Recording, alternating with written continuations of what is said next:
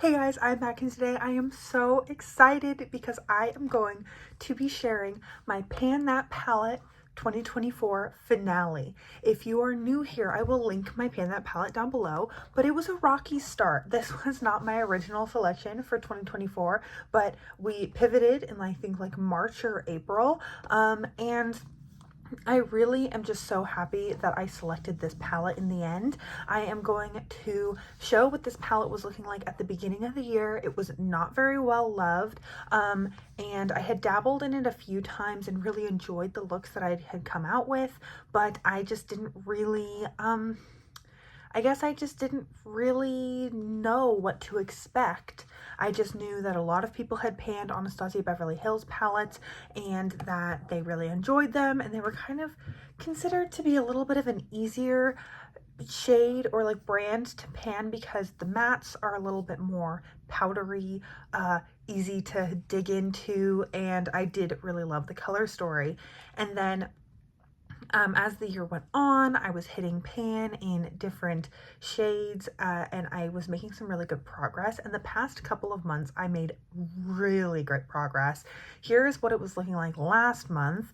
And as you can see, I had hit pan in almost every single shade except bronze and noir, and I am so happy to show you what the palette is looking like this month after 10 additional uses. And here it is. This is the ending point for my Pan That palette. I have a hefty pan in almost all of the shades. I've continued reaching for this palette, dabbling in it despite having hit pan and bronze pretty early on. I did make a concerted effort at noir, and there's a pretty big dip in there. I just couldn't do it quite in 1 month. And honestly, when I say 10 uses this past month, I think that that's short because there were days where I was like running late and I just went in with a little bit of noir as like a liner, and then I ran out the door, and I don't think those days got marked. So it was a minimum of 10 uses this past month. And I'm just so happy with how loved this palette looks now. I've really enjoyed reaching for it. It's a beautiful mixture of warm and cool tones, or rosy and orangey tones, I guess. And yeah, I'm proud that I was able to set the goal, or reach the goal that I set for myself when I first started painting it.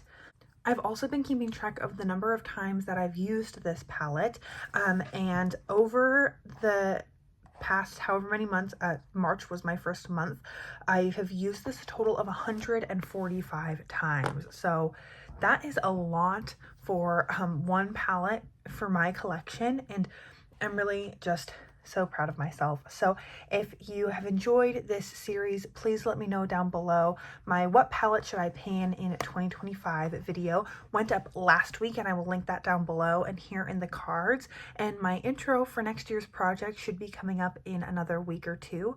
And that's really everything. I am just so excited to be wrapping up this project with a bang.